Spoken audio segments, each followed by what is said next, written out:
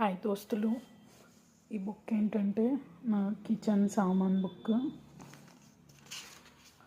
ఇందులో నేను ఏమేమి సామాన్ తీసుకొచ్చినా, అది ఎన్నెన్ని రోజులు వచ్చింది అన్నది రాసుకుంటూ ఉంటాను.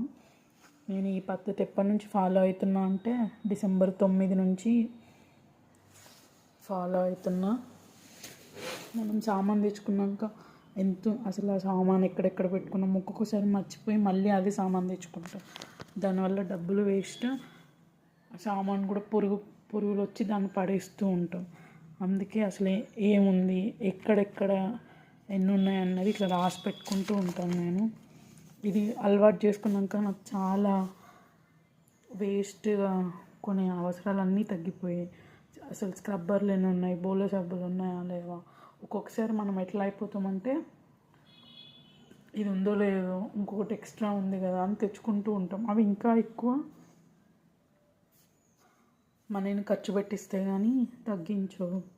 అట్లనే నేను గ్యాస్ కూడా ఏ రోజు పెట్టుకుంటా అన్నది కంపల్సరీ రాసుకుంటా. అక్టోబర్ 26కి గ్యాస్ పెడితే నాకు మళ్ళీ డిసెంబర్ 20 వరకు వచ్చింది. అట్లా చూడండి, జనవరి 22కి ఇంట్లో అయిపోయినవి నాకు కావాల్సిన లిస్ట్ ఇట్లా రాసుకోవడం ప్రతి ఒక్కటి కూడా. ఇంకొకటి ఏంటంటే ఆయిల్ ప్యాకెట్స్ నేను కంపల్సరీ రాసి పెట్టుకుంటూ ఉంటా. ఇట్లా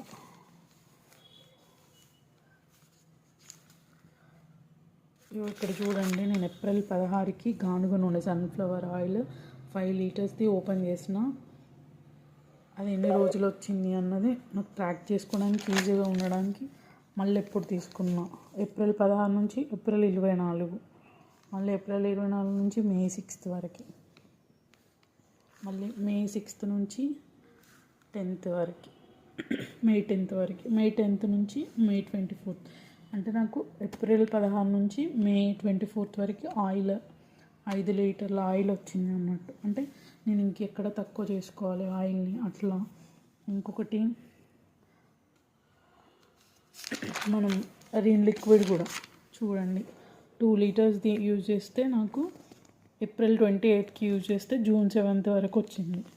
అట్లా మనం ఎక్కడ దేన్ని ఎక్కువ యూజ్ చేస్తున్నాం, దేన్ని తక్కువ యూజ్ చేస్తున్నాం అనేది మనకి ఈజీగా తెలిసిపోతుంది.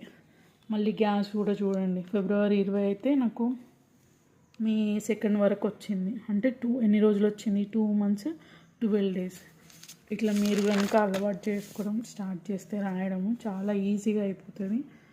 మనకి ఎంత ఉంది ఎంత లేని అన్నది ఈజీగా తెలిసిపోతుంది. వీడియో నచ్చితే లైక్ చేయండి.